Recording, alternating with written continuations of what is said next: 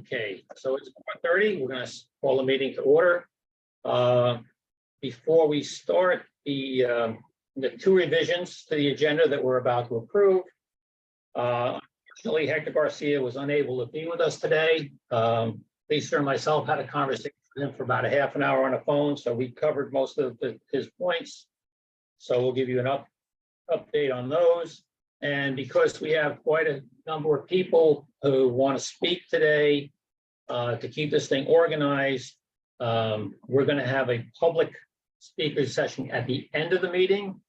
That can be on any topic, although we understand that most of the people who want to speak today want to speak about the schedule, but if there's something else in the agenda that you want to speak of, you can do that at the end of the meeting. All righty. So as we go through the meeting, it will only be commuter council members and PTAC staff. All righty, so the motion to approve the agenda with the changes. Motion to approve. Second that. All righty. We have a motion and a second. All in favor? Aye. Did you gentlemen get a chance to look at the meeting minutes? Previous? Yes. Yeah. Motion to approve. January 4th. Peter, you good? Okay. Second. All right, motion approved. Second. All in favor? Aye. All right, we go down to the board chairs report. Motion for the previous one's meeting. Agenda. Well, you put it at the end of the. Oh, okay. That's why. That's the only reason I didn't do it. You have it under old business. Okay, board chairs report. We are pleased to be hosting our first LIRRCC meeting here. We hope to be holding our April meeting in our permanent office here, which unfortunately is not ready at this time, but they were nice enough to give us this conference room to use. As you all know by now, shuttle service has begun between Jamaica and Grand Central Madison. While we have service every 30 minutes during off-peak hours, the Long Island Railroad is only running hourly service during peak hours, so many of our riders have not been able to avail themselves of the new service as of yet. Those riders who have been able to go into Grand Central Madison appear to be very pleased with the experience.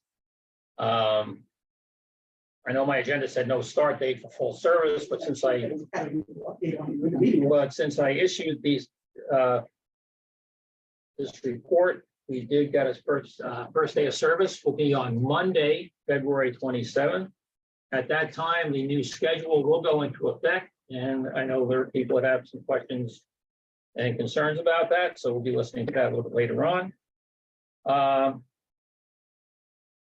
Needless to say, once the new schedules take effect, we'll be closely monitoring our fellow commuters' comments and concerns as they go through.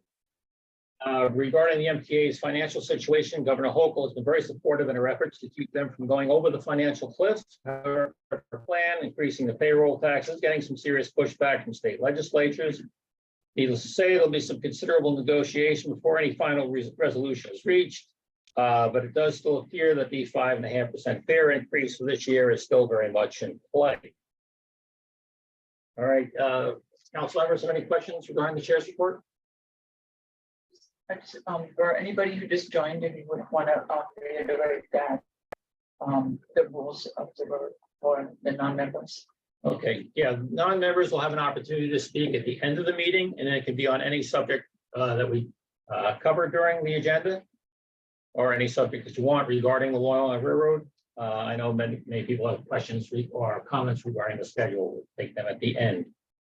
Alrighty, so if there's no questions from our council members, we'll go down to the executive director's staff update. Sure, thank you.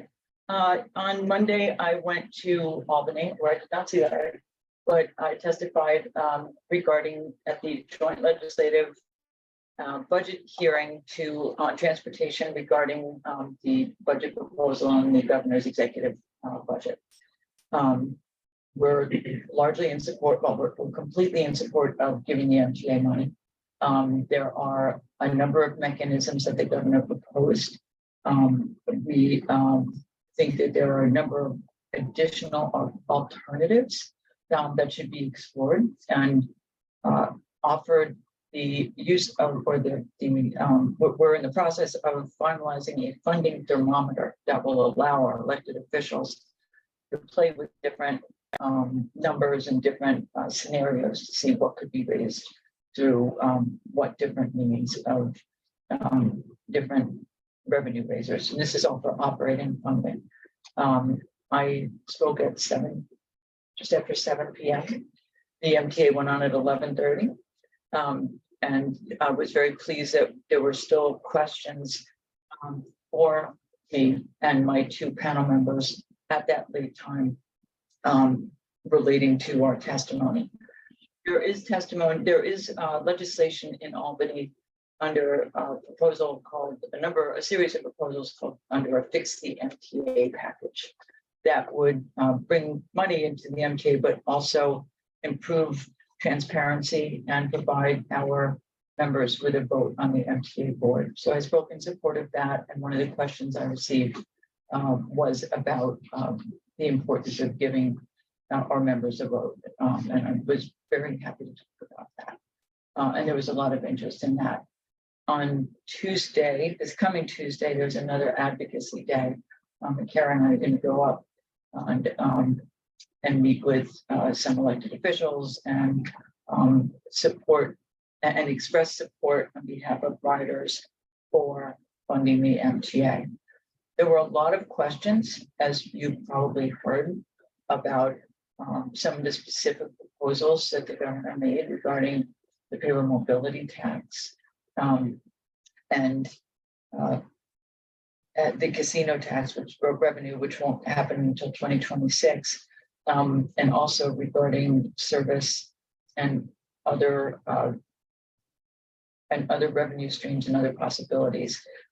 It sounded to me as though the legislature is really interested in finding ways to come up with funding sources, and that they were interested in working together and with the governor to find things that are going to work. There were a lot of very vocal members of the legislature from Long Island who spoke up on behalf of their constituents. So I believe that the Long Island Railroad riders are very well represented.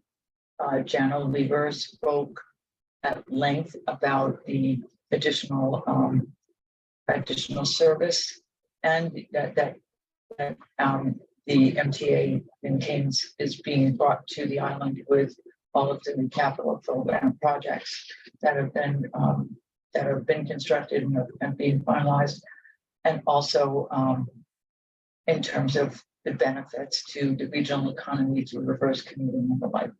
So those shows a healthy dialogue from 11:30 to 3 p.m. conversation that they had, and then other conversations before we went up. So this is a conversation. These are the next step is the one house budget with the Assembly and the Senate that comes together, and then reconciliation happens. A budget is due by April 1st. Of course, that's a funny day to have a budget due, but the legislature is in session until June, and additional proposals passed until then. And a lot of them are all wrapped up in this middle, the big ugly at the end of session. So there's still a lot of funding work that can be done, but there is also a lot of other legislative work that can be done between now and then. I'm happy to answer any questions you may have on that in that regard. Also, I was there any questions? Peter, anything? Okay. No, I'm good. Thank you. Alrighty. Communications and did you make the announcement about? Oh, so we for those who have a staff update. Oh, it's so nice to have one of those. So for anyone who has not yet met, Liam is our new associate director. He joined us in December. So happy New Year to us. Yay. When Bradley Bashir's left, who was our last associate director and planning manager, he left 2 vacancies because that was the force of Bradley. We had the opportunity to fill a position of planning manager, which we evolved into planning and advocacy manager.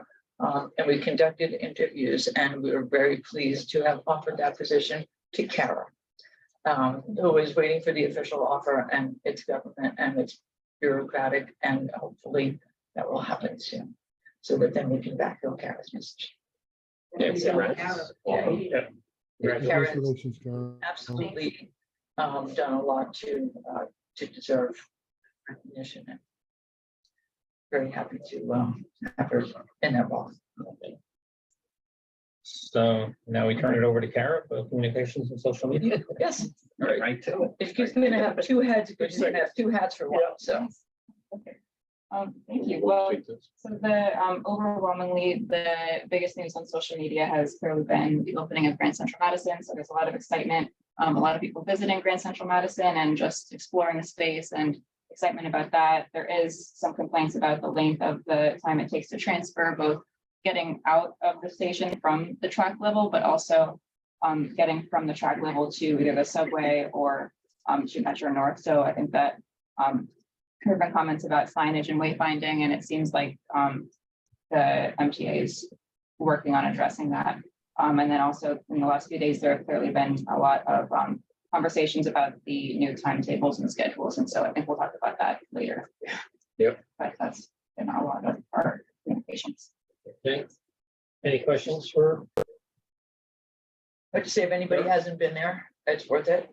It's worth that. I walked through it, Brian, it looks better than the last time you and I were there together. Definitely, they listened to us in some places. Added some of that directional sign. They did, but there's still more to go. The directional signage was what the complaint is about. Yes. It's vast and it's lazy.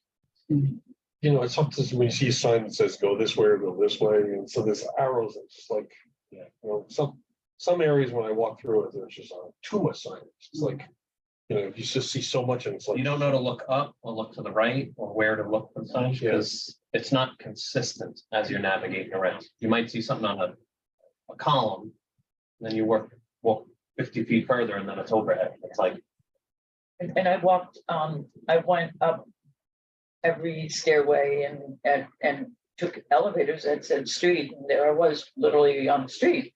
But I took one staircase up that took me into a corner of Grand Central, into corridor Grand Central, that didn't have really any signage, and that almost made me miss Metro. And that's, you know, old Grand Central. It was pretty desolate, and I was not pleased with that, but hopefully we'll be in. I think the biggest issue is people are so used to Penn Station, and within 60 seconds they're on the street or on a subway, and this is just a whole new experience, and it's a new way of walking and a new way of getting places, and I think that's probably what, in my opinion, the number one struggle. It's new, and people are just trying to find their way. Give it another, you know, a couple of months, and it'll be old hat, just like Penn Station. yeah, certainly a learning curve. We Definitely. used to something for a long time. Okay, with that, we'll segue into the section that Hector Garcia would normally handle, but Hector couldn't make it today. He had a meeting with some electeds and couldn't get here in time. So myself and Lisa had a conversation with them today and went over quite a few items. And so about a segue, we were talking about wayfinding, the Long Island Railroad, and I think even Metro North is being involved. They're putting together a working group regarding wayfinding and wayfinding and navigation, right? Is that what you said? Alrighty, and we had asked if we could possibly be involved, so I'll be sending Kathy Rinaldi an email regarding that to see if we can be part of that working group. Going through the list, the executive budget overview, Hector really didn't want to comment on the executive budget overview. Those comments usually come out of Jana Lieber's office. And of course, it's kind of dicey because you have to deal with the electeds, and the elected, while the governor really was doing her best to take care of us during her executive budget still has to be negotiated with the legislators, and the legislators were pushing back on certain portions of what she was proposing. So there's going to be a lot of negotiations going on, and it all remains to be seen how this all going to play out. Upcoming capital projects. I think probably the biggest one is on the Hempstead branch, the Cherry Valley Bridge. There's going to be multiple weekends where they'll have service will be out. They'll be providing buses. What they're going to be doing at that bridge is they have to raise it. They've had a number of truck strikes on the bridge.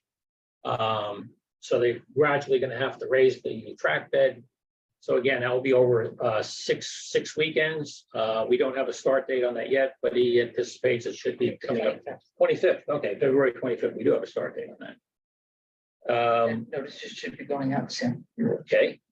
Another item we spoke to was the possibility of extending the platforms at the Forest Hill Station. They're getting some pushback from the community, do you say? On the accessibility features that they're working on the design now on which how it will be made accessible.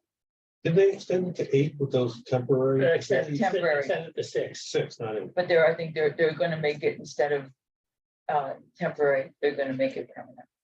And that includes then making it accessible. But I think he said they were gonna extend it even further. I think Yes. that's where they're getting the pushback from. I thought he said 12-car traffic. I don't know if they can do that. Maybe they can, but. So that's another one of the stay tunes, but they are definitely looking to extend the Forest Hills platforms. And again, it's in the design stages at this time. Challenges. Right, there's a Long Beach outage this weekend for switch work. I don't- I didn't write it down. Okay, so if anyone's planning on going to a Super Bowl party in Long Beach, should plan on driving because you won't be able to get there by train, unfortunately. The accessibility work on the Babylon branch, actually, I think there was what, 7 or 9? Seven. Seven locations. That's in the design phase right now. While all the work is supposed to happen simultaneously, there is going to be a little priority given to Countyville, Copeg, and Lindenhurst And that's- and Massapequa due to a settlement of a previous lawsuit, you said? Yes, So that's definitely in the design stages and hopefully we'll be getting started shortly. Gary, can you repeat the Long Beach impact work There's just going to be no service this weekend. at all? No, I don't believe so. that's what he Because you said. joked about the Super Bowl. They also have that polar bear plunge thing. That's this weekend? That's Super Bowl Sunday every year. Wow. So there's gonna be a massive amount of people in Long Beach. That will be Yeah, I don't without think- service. Yeah, It's an annual thing. It's not like it's a once a. wow. I wasn't aware, and I maybe get the impression the railroad wasn't aware either. Let's see. Well, it looks like there's service, so Okay. I- Unless you got the weekends. I didn't make the announcement yet, they didn't so, make the announcement, so, they probably won't have it on Right. the website. or it says bus, Did I say bus? planned substitute Planned buses substitute buses, all right, so there will be between buses. Valley Stream and Long Beach. There's gonna be increased Yeah, traffic, foot traffic there, which I know they usually encourage taking. take mass some type transit, of yeah, Mass transit or public transportation because there's limited parking. along the right, and then boardwalk. you have people parking in residential areas, and the residents get upset. And there's hardly any residential parking to begin with. Yep. On those streets over there. But yeah, it's So there'll very be tough buses Sunday. and Saturday, Right, Friday to Sunday. 10:30 PM to 4:15 AM on Sunday. So Sunday, it should be over. So it's 4:15 AM, is that Monday morning or Sunday? morning? Sunday. oh, okay, so it might be available by Sunday. Yeah. Alrighty, well, Service resumes with the 3:15 AM from Jamaica and 5:05 AM from Long Beach on Okay. Sunday morning all right, so it's just gonna be out on Saturday, so and Friday night after 10:30. Friday night after 10:30, so all you polar bears are good to go on the train. If you gotta go Saturday, you can take the bus. Yeah, it says festivities kick off at 10 AM. Okay, Okay, so it's good. alrighty. Not much else in the capital. Oh, we'll go down I'm not to, plunging. I just knew that it I was goes. gonna ask what I do. I have done it in the past. but- Plunge pledge, right? Penn Station update. Everything is moving right along. Right on schedule. So we're doing very well, but this is just for the phase 1. This is for the concourse work. Nothing has really been set in motion yet or firmly set in motion regarding the next phase, which is major renovation that involves what the other New Jersey Transit and everybody else and Amtrak. And Right, they're starting the design for the existing pen, nothing with the additional tracks, right, or any exterior work. okay. Alrighty, Grand Central Madison update, again, just the full service starts on the 27th of this month. And again, they are going to work on better wayfinding. Hopefully they'll work on that within the next 2 weeks before we actually start the service, but And these, Yep. mentioned the we'll keep you posted on that. schedule. No, we'll get down to that. Third track, I know some people had talked about the switching at Mineola Station. That's required for trains to go up on the Oyster Bay branch. Unfortunately, that's the way it's gonna have to be. They have to bring the trains into Mineola on the westbound side, even though they're going eastbound to access the tracks. We asked them why that was, why it was designed that way. Basically, we said the original design for the Mineola station, there would have been a, they said a center island. Mhm. So they could have set the trains up that way, but to create the center island, they would have needed at least another 10 feet of property. And the previous governor, when they were approving the third track project, said that they had to minimize any taking of private land. So unfortunately, that got designed out of the process.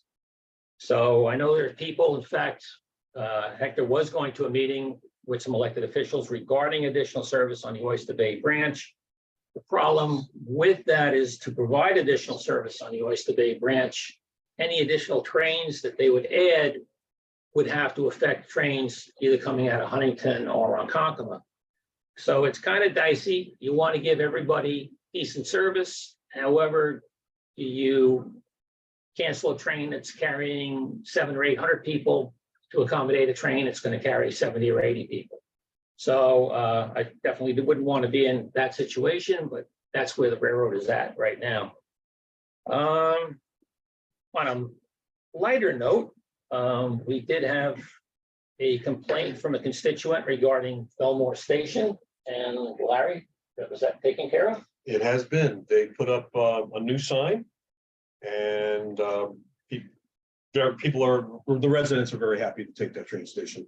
They now can stand under the platform in the inclement weather if we ever get snow or rain, and they can actually see the trains instead of having to walk outside to see the tombstone. But it is up and it's operating. So thank you for bringing that up, and thanks the MTA for Thank you them for doing it. Yep. fixing it. Absolutely, we're replacing it. Alrighty, do any of the council members have any questions regarding what we discussed? Pete, you good?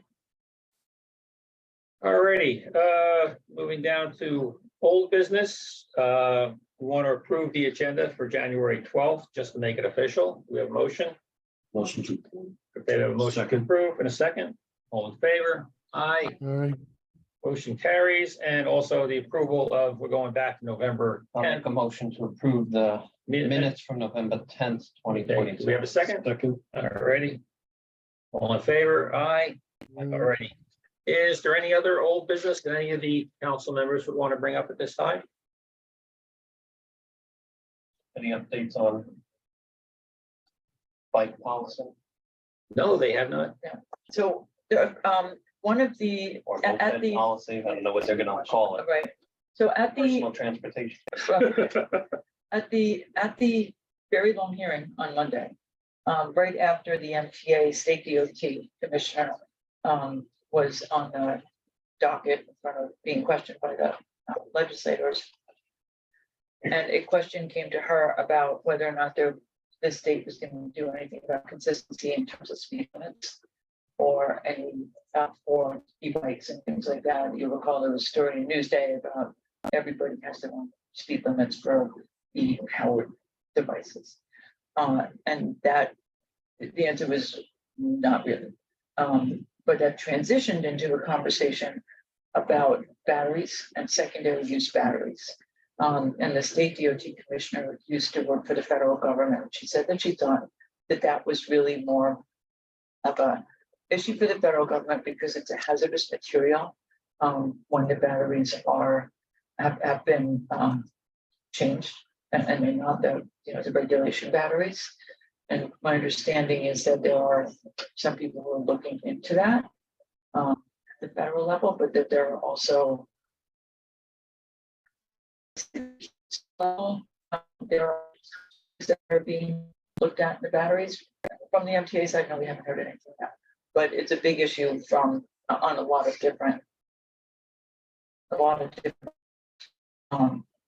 So we're keeping our ears open, and we'll follow up on that. But that's probably what touching base back in with. Yeah, and those batteries are constantly in the news, you know. Yeah, in all different environments and. On an airplane, but Yeah, that's that- a laptop. Laptop, but they're lithium batteries, the Yep. same technology of battery, and that's what. And it was a concern out there, to turn that plane around. So, I Came mean, back. So that's kind of scary, just a battery on a laptop and batteries on somebody's. I know we're moped. pursuing the battery portion of it and, you know, can they come on, can they not, when can they, no plugging in, Yeah. that part of it, but, we've also been experiencing with their riding it on tracks, not on the tracks, on the platforms, or even scary enough, I saw somebody scooting around in one in Penn Station recently. What Supposedly. What they can we won't- do to put something out there that at least enforce the people that are riding these devices on the track, sorry, on the platform, because that exists already. We'll re-emphasize that, but when we brought that up previously, we were told that right now, that is the rule. You know, you just have to walk them through Penn Station. You can't be riding them. So Or it's a even matter, in it's a any matter of the other enforcement. stations, Yeah, they it's a shouldn't matter be of riding. enforcement. Enforcement, the conductors don't be in a position. And the police, sometimes they, have other things going on, or it's not their priority. But And it's easy. In Penn Station, yeah, there should be no. There's excuse in Penn MTA Station. police walking around, there's military Oh, walking. yeah. Yeah. So are they aware of that rule to enforce it? There should be better And signage, it, absolutely. and can there be signage? I mean, has any been put up? I mean, new signage is in Grand Central. Yeah. Was that included as part of the package? And how do they go back and put signage either in Penn or maybe it's at the bottom of the escalators, bottom of the elevators Okay. in each of the stations saying, because that's where somebody's going to bring a device from Yep. ground level to platform level. Right, well, So maybe it's at the elevators is the Yeah. key spot. That's definitely something we want to bring up. yeah, we can definitely do that. Alrighty, any other old business? We'll go down to. All right, so we'll go down to new business, any new business that any other council members want to bring forth. Aside Alrighty, from the schedule, what's that? aside from the schedule. Well, aside from the schedule, the schedules are gonna come up. All right, just as a precursor, because we know that once we open it up, schedules will probably be most of the questions asked. Although again, it's not limited to schedules, but in the conversation we had earlier with Hector Garcia, we explained to him about the concerns. Right now, the railroad's position is that they are going to run the schedules that are posted. They will monitor them closely to see what the travel patterns are. Right now, they're anticipating 40% of the normal ridership that goes at the Penn to go to Grand Central Madison.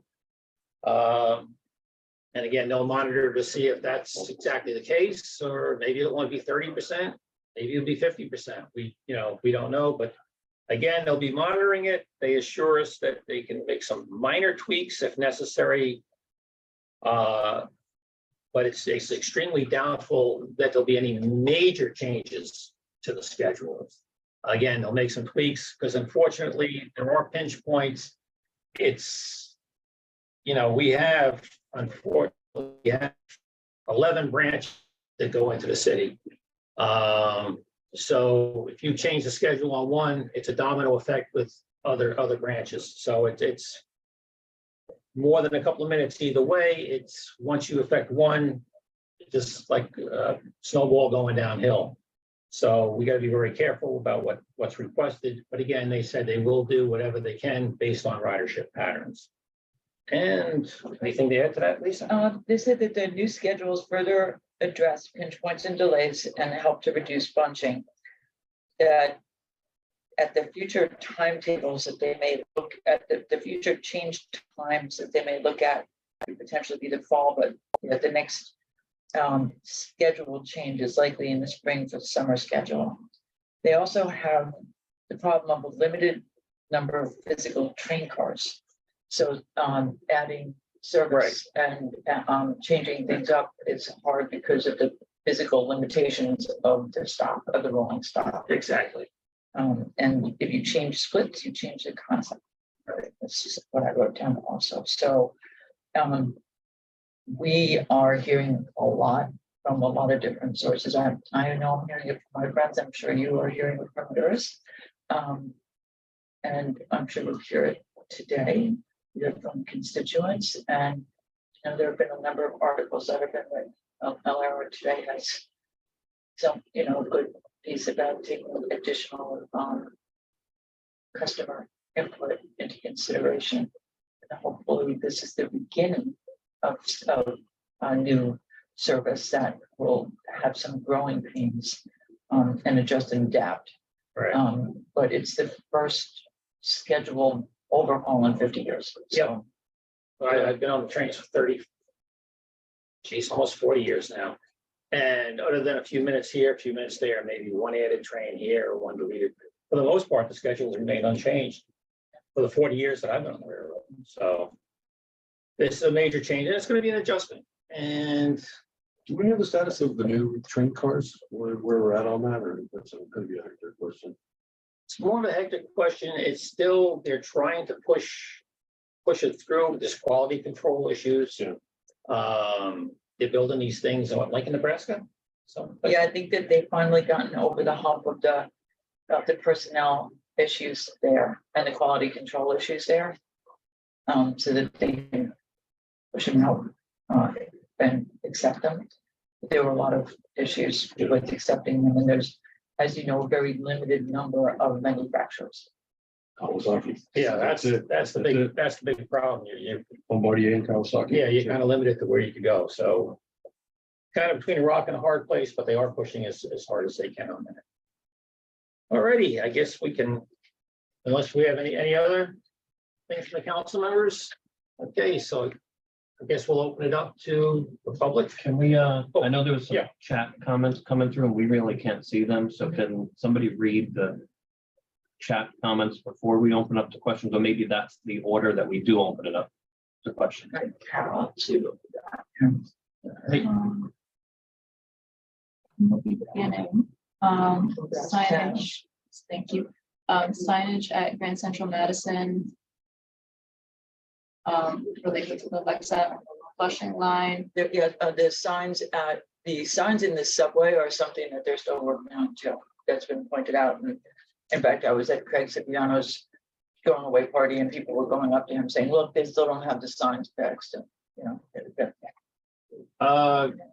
Yuki, that ADA elevator you're talking about, is that at Grand Central Madison? Yes, we did. Oh, I think so, yep. That from From the Apple Store to the main level and the Long Island Railroad mezzanine, so that would be from. Oh, you wish there was. Yeah, maybe there will be. There's not a lot of connectivity there. There's escalator that goes down to the level that will take you from below the Apple Store. There's nothing that goes, I don't think, up to the Apple Store, but from the level below the Apple Store or the main level, you can take an escalator down or an elevator down to the LIRR levels. right. And that was one of, when we were talking about wayfaring and navigation, that was an issue that was brought up. Apparently, it's not clear how to access the ADA elevator. So that's one of the things that they're working on fixing.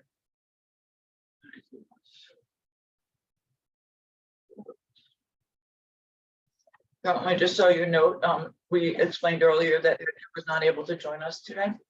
So we provided his report.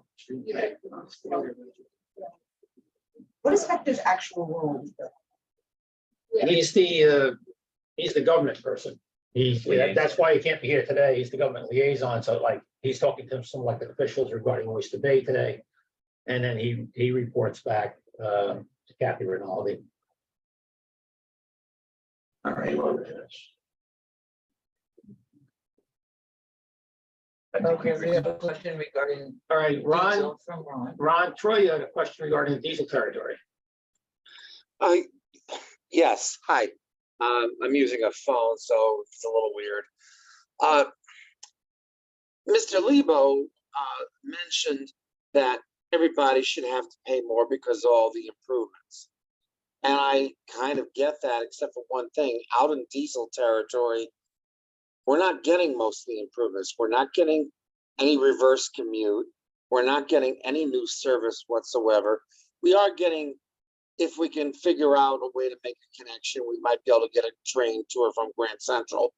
But the pickings and the quote unquote connections, especially if it's after like 6 p.m., are going to be few and far between. So, obvious question, if we're in diesel country, does he still think that we're benefiting so much that we should have the same types of, whether it's payroll, tax, or fare increases that electric territory should get? I'm not trying to be nasty. I just think that diesel territory, we should have had electrification a long time ago. We should have had double tracking and much more of it a long time ago. The equipment we have was junk to begin with, and it's worn out. And if they do eventually buy new diesel equipment, are they going to continue to buy equipment that's too tall for Grand Central, like they did in the 90s? I want to just jump in and answer your question. They can't bring diesel into Grand Central. That's not something that's permitted under fire code. No, we're talking about dual modes, and the reason. But that's a different question. So let me start with the electrification. So electrification was brought up by a number of elected officials from the North Shore at the budget hearing on Monday. And General did speak about it, and there was very specific questions about the Lawrence Aviation site, about the cost. And General did speak at some length about the study and the next capital program and the comparative evaluation that's going to happen. Those conversations will continue. There are new representatives who I'm sure will be having new interest in reviving those conversations. So I would stay tuned for that. The budget proposals that were put out there were put out by the governor. So, the MTA, and I'm not speaking for them, I'm repeating for them, has said that they're agnostic about how the money comes to them. So the proposals were from the governor. The proposed fare hikes are a different matter. That was the topic of question from almost everybody on Monday at the hearing. And, who knows what we'll see in the final budget. If there will be fare hikes or there will not be fare hikes. So, I think that those are questions for the MTA CEO. But based on the responses and the questions that were received on Monday, and all of that should be taped and available on the state assembly and Senate's websites, you could probably glean the answers to those questions. A couple of other things, Ron. The railroad did do an analysis of the Port Jefferson branch, and electrification without double tracking really would do absolutely nothing for the branch at all. You'd need to double track. Not quite. It would get you access to Grand Central. But I mean, the cost benefit ratio wouldn't be that great. To make it work, you really need to do double tracking. The budget for something like that was a couple of $2 billion. So it's coming up with that kind of money to make things happen. And regarding diesels going into Grand Central. If I'm still here, when they're ready for the next diesel procurement, I'll certainly fight to be sure that the next diesels are able to go in. Gotta remember, the diesels that we have now, the dual modes that we have now, these went into service as early as 1999, 2000, by 2001, I think they were all online. So this was when Grand Central was just a working idea. When they first. But you're missing something. Back in the mid-90s, when a group of people involved in what they then called Long Island Railroad Citizens Committee or Commission or something, Advisory Commission, the Long Island Railroad officials were present that day, and we were actually standing inside the tunnel under 63rd Street, under the river, told me that they were going to order equipment, that the equipment that came into use in the late 90s. This was the mid 90s. They were ordering equipment that was approximately 3 inches too tall to fit the 63rd Street tunnel. And you can imagine, you know me well enough, that I was not pleased to hear that. It didn't make sense. And as the other part of it, yes, we need double tracking, but electrification would mean a major change in the way things work. It would allow a train from the Port Jeff branch to go into Grand Central. And that is something that you try to look at dollars and cents, it may not be as obvious, but it would make a huge difference. There are a lot of people, I think. All right, Ron, Yes. no, we understand what you're saying. We just have a lot of people that got questions, so we want to Okay. just, yeah. All righty, but to your point though, I've been here for 21 years, and that was before my time. And all the railroad people who might have been participating in that meeting, they're all gone. True. So you're looking at a whole new crew. So, all righty, let's go down to it. Carrie, right there. All right, Carrie, you have a question? Is Carrie out there? Hi, good morning. Hi, good afternoon, rather. So, I'm a West Hempstead branch commuter, and I'm speaking today as somebody whose 45-minute commute this morning took about 2 hours due to switch problems. So one of the things I noticed in the proposed schedule is that there's a line now that says connecting trains may not wait. And I was told by one of the conductors that they're no longer having connecting trains, and it's going to be called transfer opportunities. So for commuters like us on the West Hempstead branch, we always have to transfer trains. So now I'm left wondering if the connecting trains are not going to wait, because I have trains that are consistently late coming into Jamaica. And I'm talking, I commute 5 days a week. 3 out of the 5 days, I'm in 1, 2, 3 minutes late. How is this going to work if the connecting train's not going to be held anymore? That's an excellent question. We'll have to work with Hector. think that for during rush hours, Yeah. that they have some direct connects, I believe. But again, we'll run that question, but once, yeah, if you have another good way, Carol, you can put our email address in the chat.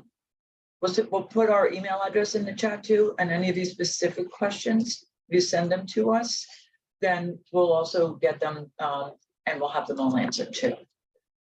So that, I mean, this isn't specific to West Hempstead branch commuters. This is specific to anybody who has to change at Jamaica. That the connecting trains aren't going to be held. It's ridiculous. into city limits, then they're basically just running trains. If you're going into Penn or Grand Central, if it's on your way out and there are fewer trains going to West Hempstead, then that's a obviously different situation. And then there is some discretion. I mean, if your connecting train is only 2 minutes or 3 minutes behind, they will probably, I would anticipate, they would still hold it. If the connecting train is 7 or 8 minutes behind, yeah, then they might let the train go. And then you'd have to catch the next available train to where you're going. But again, that's a question that we will bring up to, and we haven't been informed that that's the direct policy just yet. All right.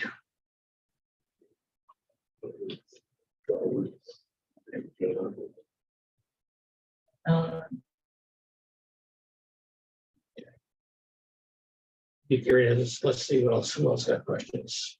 We have time. We'll go back. Yuki. Okay. Chris, that's our email address, mail@pcac.org. That's Jay, so. All right. All right.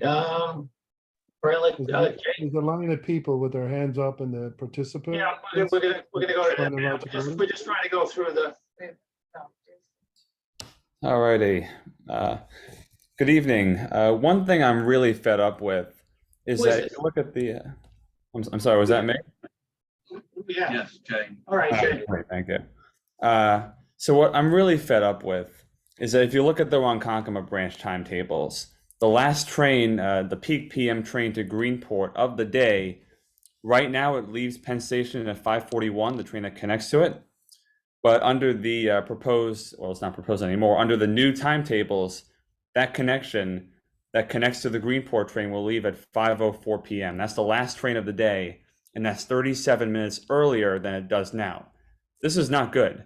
This is unacceptably early, considering many people get out of work at 5 o'clock. They're not going to make it. They're not going to make this train, and ultimately, this train is going to be rendered useless.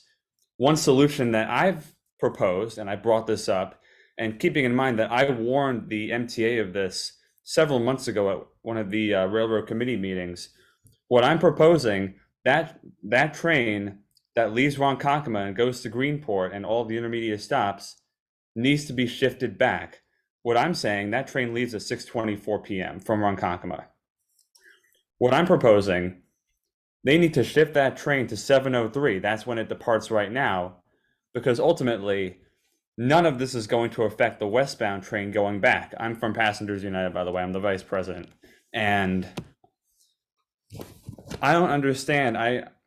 There needs to be some explanation as to why they chose to move this train forward if this is ultimately just going to inconvenience so many people who rely on the branch, including myself. Again, that might have to do with traffic patterns, whatever, but we will ask the question. And again, we did put our email address up in the chat. So if you have specific questions that you want us to go to the railroad and try and get answers for, please email us at that address, and staff will work on trying to get you some answers. Yeah. I see that it's 4:54 from Grand Central. Well, 4:54 from Grand Central, but 5:04 from Penn Station. Right, it's not like it's later though, is what I'm saying, so that you can't like cross and you have another. Well, right now, the last train is at 5:41. What they should do is have the 5:39 from Grand Central be the connecting train. Because if they're shifting the last train of the day, keep in mind, if you missed that train that you would have gotten previously, you're stranded in New York. All right. And keep in mind, one more thing, that there are no signals on the Greenport branch. They can very easily move that train back to 7:03. There's nothing else on the branch. The westbound train leaves. There's ample time for the layover at Greenport. So it's not like this is going to affect any other train. All right. All we can do is ask these questions Yeah. and we'll do that. All right, but again, please follow up, with an email, so we have something in writing that we can forward. Jason, you have something? Jason Anthony? Yes, Jerry. I'm very concerned that every other branches are going to lose direct service on the Atlantic branch, except for West Hempstead. Because I was looking at the schedule after the 27th, and it looks like the West Hempstead branch is going to have direct service to and from Atlanta Terminal, Brooklyn.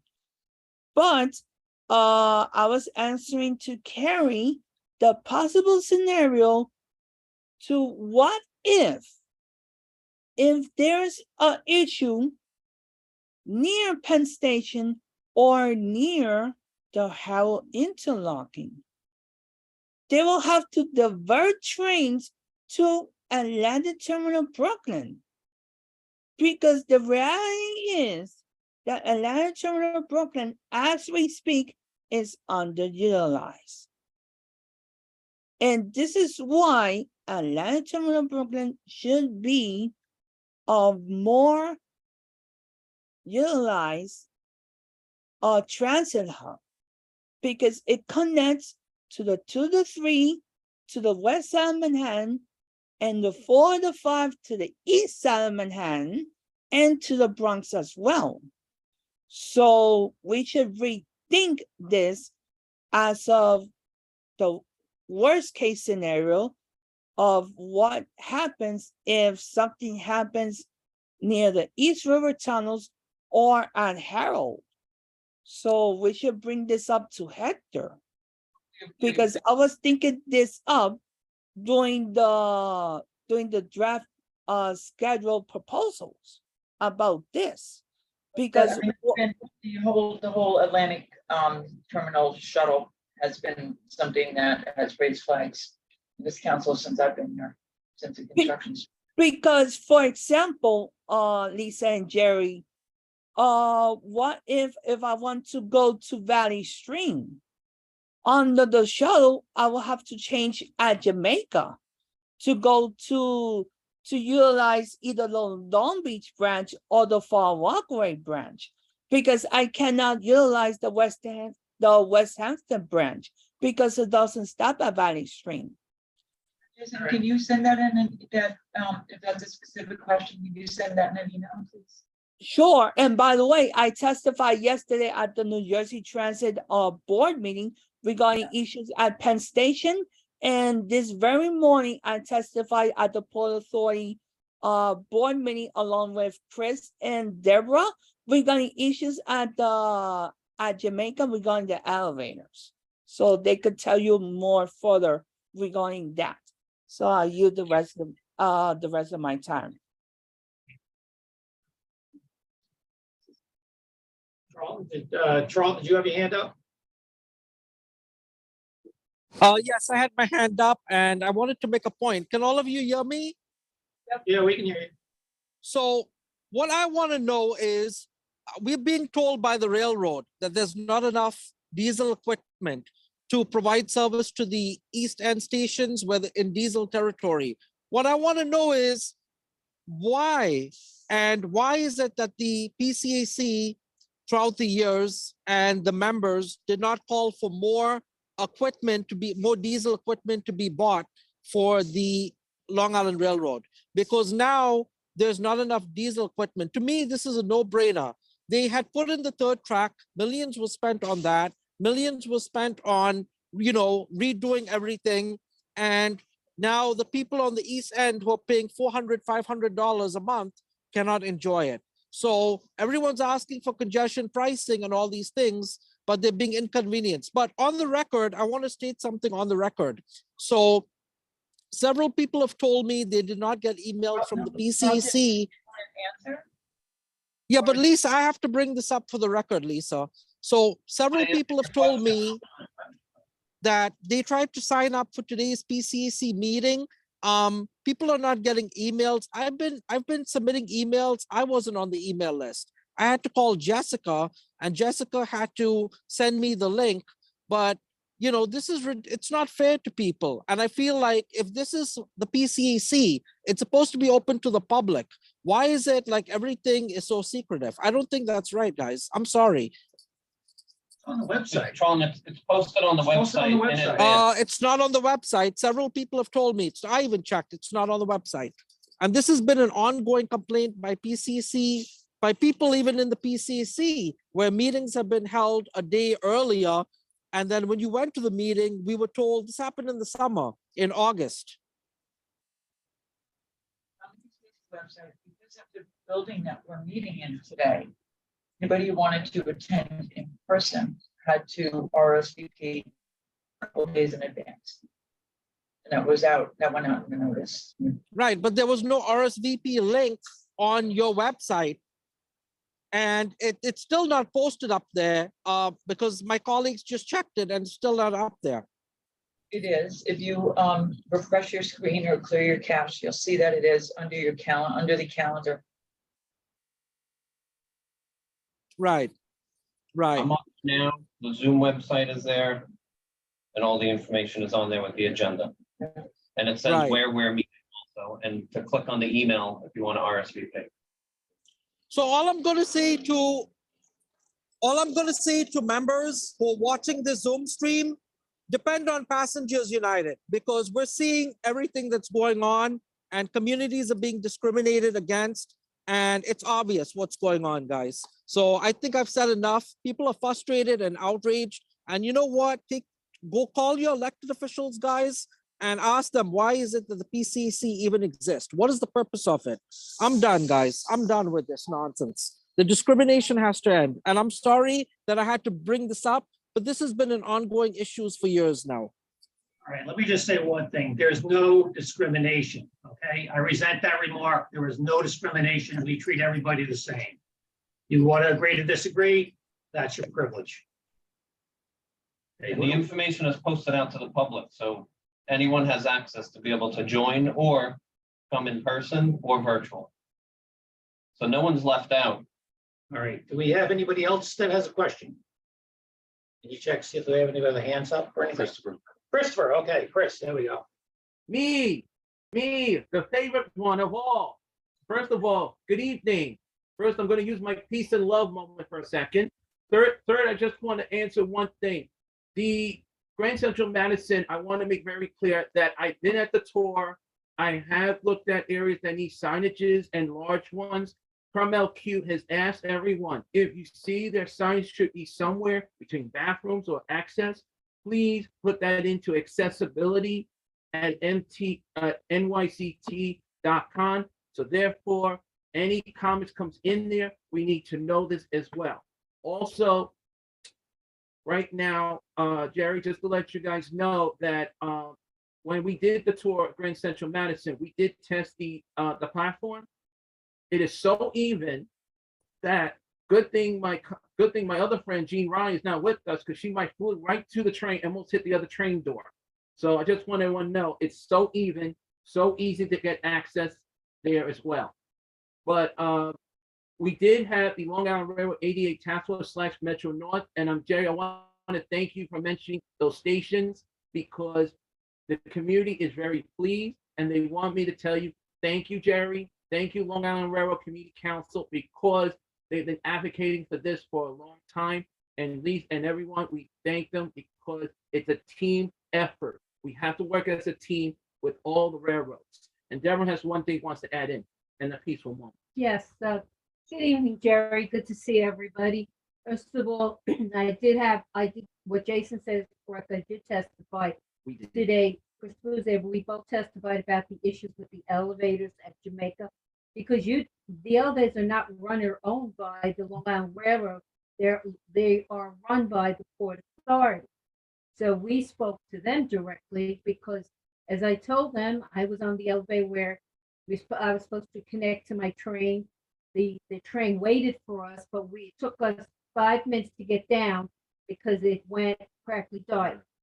I appreciated also they listened to what I said about also that I need the elevators for certain tracks to be fixed, because I don't feel like in other paying passengers, we don't want to have to use the freight elevators, because we pay to use the regular elevators. And they did say to me, they are going to investigate, and they apologized profusely. And I was very pleased with how they heard and didn't get upset because I brought this up. Also, I want you to know that I was able to find your notices, and I'm the one who has issues on the computer or the phones or everything with internet.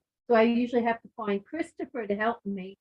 But guess what? I was able to find it by myself, so I don't understand.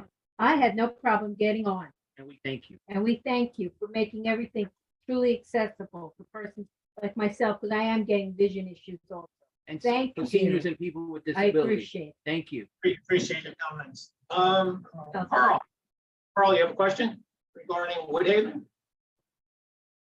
Yes, yeah, I just posted the link regarding that Larry Penner posted an op-ed in 2020. He also I also saw it recently in the Queens Ledger newspaper about a week ago. And it's basically the same type of information about reopening the Woodhaven Junction lower level station on the Atlantic branch.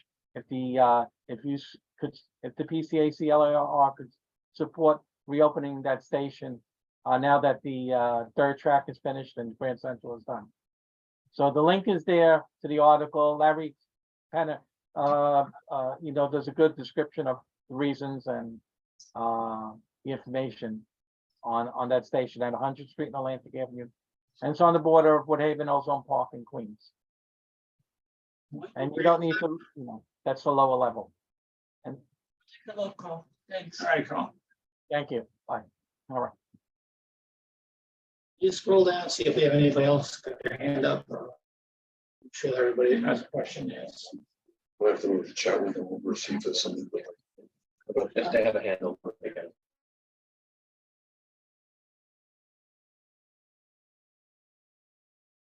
Either in Zoom or to Just put a quick question in the put chat. a question in the chat and we could have you unmute yourself.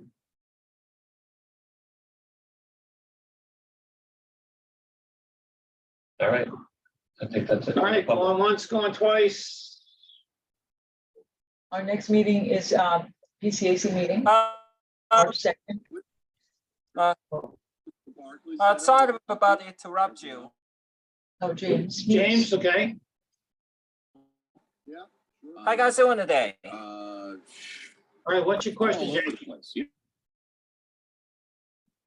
No, me, I'm just an out of town wrestling thing. Where was that? So, one question about the one question about Couple weeks ago, yeah, sure. I'm going to Montreal. the new line about The background, so we can't hear your.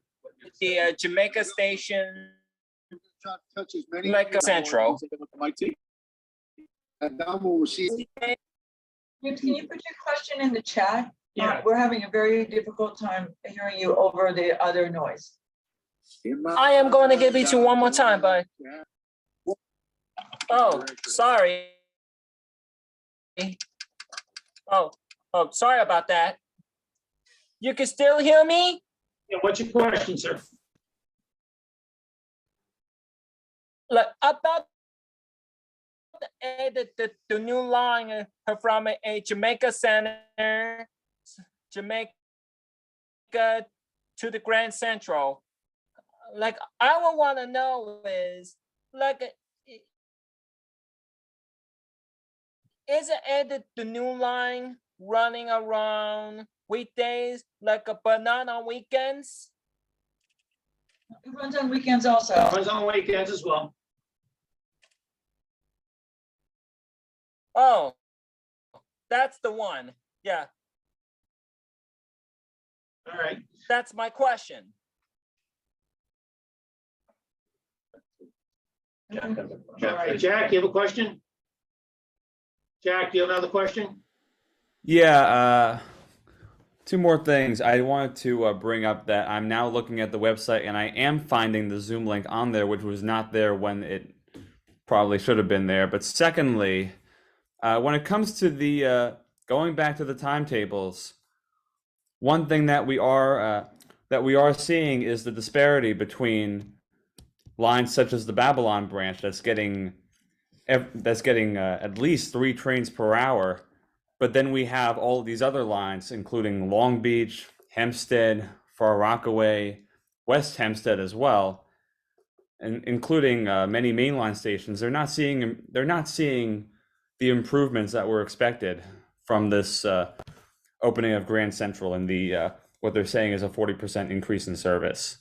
So if there's any explanation for that, that would be fantastic. We don't have one right here.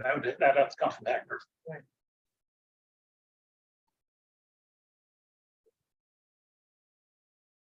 Okay, anything else? Anybody? So, our next meeting is a PCAC meeting, which will be on, March 2nd, Thursday, March 2nd, yeah. Thursday, March 2nd. 12 noon. 12 noon, we will, identify, locations. And, Zoom links. Will be posted on the website. We're gonna be posted on the website, along with the agenda. Alrighty, Motion to adjourn? Larry makes a motion to adjourn. I second that. All right, we have a second. All in favor? Aye. Motion carries. We're adjourned. Thank you. Thank you, everybody. Thank you, everyone. Good night, everybody. Take care. Good night.